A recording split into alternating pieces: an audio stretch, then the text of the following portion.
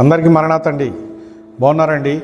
మహాపరిశుద్ధులను సర్వాధికారిగు ప్రభువైన యేసుక్రీస్తు వారి కృపా సమాధానములు నేడున్న దేవుని పోలికలో ఉన్న సర్వ మానవాళికి ప్రభు ప్రసాదించునుగాక. ఆమేన్. ప్రియమైన స్నేహితులారా, ఆయన ఆశీర్వదించే దేవుడు, ఆరోగ్యమునిచ్చే దేవుడు, ఆదుకునే దేవుడు కనుకట్టి మహాపరిశుద్ధుడిని నిరంతరము తలచని ఎడల మనకు మేలు కలుగును. ప్రియమైన స్నేహితులారా, దేవుని వాక్యంలో నుండి మనము ప్రభుని కనపరుచుకుంటూ ఈ విషయాలను ధ్యానం చేసుకుందాము. యోబు గ్రంథము 5వ అధ్యాయము 18వ వచనమును మనం చూసినట్లయితే, ఆయన చేతులే స్వస్థపరచును అను ఒక చక్కని మాట సర్వాధికారియగు దేవుడు యోబు గారి ద్వారా మనకు తెలియపరుస్తున్నారు. ప్రియులారా, ఆయన చేతులు, ఆయన అనగా భూమిని ఆకాశమును కలుగజేసిన సృష్టికర్త అయినటువంటి దేవుడు, నేలమన్నుతో నరుని నిర్మించినటువంటి దేవుడు గనుక ఆ మహాదేవుడైనటువంటి ప్రభువును యోబు గారు ఇక్కడ ఆయన అన్నారు.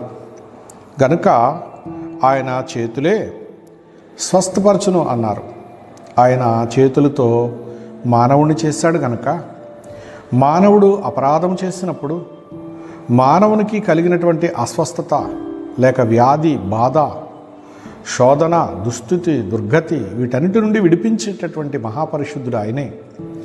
ప్రియమైనటువంటి వారలారా, మరి ఆయన శరీరధారిగా వచ్చినప్పుడు గుడ్డివాడు ఒకడు ప్రభు అయినటువంటి క్రీస్తును కరుణించుము అని కేకలు వేసినప్పుడు ఆయన ఆ మనవిని విని ముందుకు వెళ్ళలేక ఆగి, నీకు నేను ఏం చేయాలని ఆశిస్తున్నావు అని ప్రశ్నించినప్పుడు వాడు నాకు చూపును ప్రసాదించమని అన్నాడు.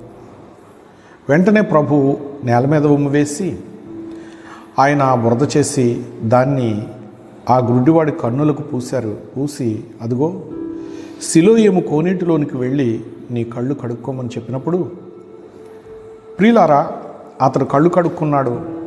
వెంటనే దేవుని యొక్క మహత్తరమైన కృపను బట్టి చూపును పొందాడు. ప్రియులారా, దేవుడు అక్కడ మానవ రూపంలో వచ్చి స్వస్థపరిచారు. దేవుడు ఆత్మగాను స్వస్థపరచగలడు, మనుష్య రూపంలోనూ స్వస్థపరచగలడు. క్రీస్తు యేసు ద్వారా ఈ లోకానికి వచ్చి స్వస్థపరిచారు. ఈవేళ అనేకమైన దైవజనులకు స్వస్థత వరాలను ప్రసాదించి స్వస్థతను ప్రసాదిస్తున్నారు ప్రార్థన ద్వారా. ప్రియులారా, విశ్వాస సహితమైన ప్రార్థన రోగిని స్వస్థపరచునన్నారు. అలాగే ఎవరి మట్టుకు వారు విశ్వాసంతో ప్రార్థిస్తే దేవుడు ఎలాంటి రోగం నుంచి అయినా విడిపించి స్వస్థపరిచేవారై ఉన్నారు. ఆనాడు ప్రభువైన యేసుక్రీస్తు ఏర్పాటు చేసినటువంటి శిష్యులైన వారు ప్రార్థించినప్పుడు చనిపోయిన వారు బ్రతికారు, ఎన్నో వ్యాధుల నుంచి విడుదల పొందారు, దురాత్మ శక్తుల నుంచి విడుదల పొందారు.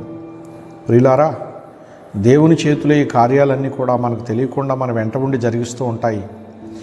దేవుని రాజ్యము వృద్ధి పొందుతూనే ఉంటుంది. ప్రియమైనటువంటి స్నేహితులారా, అందుకే ఇక్కడ ఆయన చేతులే స్వస్థపరచును అని చెప్పి ఒకే మాట యోబు గారు చెప్తూ ఉన్నారు. ప్రియులారా, అట్టి స్వస్థత ఈవేళ ఏ కుటుంబంలో ఏ బిడ్డకు అవసరమో ప్రభు అయినటువంటి దేవుడు చూస్తూ ఉన్నారు. గనుక కోరవు నీకు కావలసినవి ఊరకనే నీకు ఇచ్చేదను, ధారాళముగా ఇచ్చుటకు నా ధననిధి వస్తువులు ఎన్నో కలవన్నారు కదండి. దైవజనుని నోటి మాట ఇది. గనుక ఆయన అనుగ్రహించేవారు. నీ దగ్గర నుంచి ఏమి కోరకుండానే నీకు అనుగ్రహించే కరుణామయుడు. అట్టి కరుణామయుడైనటువంటి ప్రభు యొక్క స్వస్థత దీవెన, కృపా కార్యములు నేడు ఈ సమయంలో బలహీనులుగా ఉన్నటువంటి ప్రతి బలహీనుడైనటువంటి బిడ్డ మీద ప్రభు కుమ్మరించి స్వస్థతను, సమాధానమును, శాంతిని చేకూర్చునుగాక. ఆమేన్. చిన్న ప్రార్థన చేసుకుందామండి.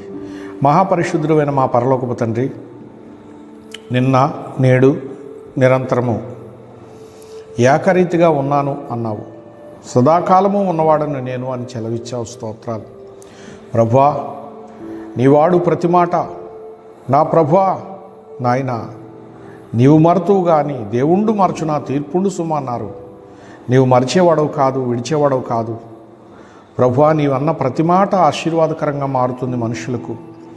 కనుక నీ మాటలోని ఆశీర్వాదం ఇప్పుడు బిడ్డలు స్వీకరించి ఫలించినట్లు కృపచూపమని, తద్వారా మీకు మహిమ, ఘనత, కీర్తి, ప్రభావం కలిగినట్లు జయమిమ్మని యేసునామమున స్తుతించుచున్నాను పరమ తండ్రి. ఆమెన్. అందరికీ మరణాతండి.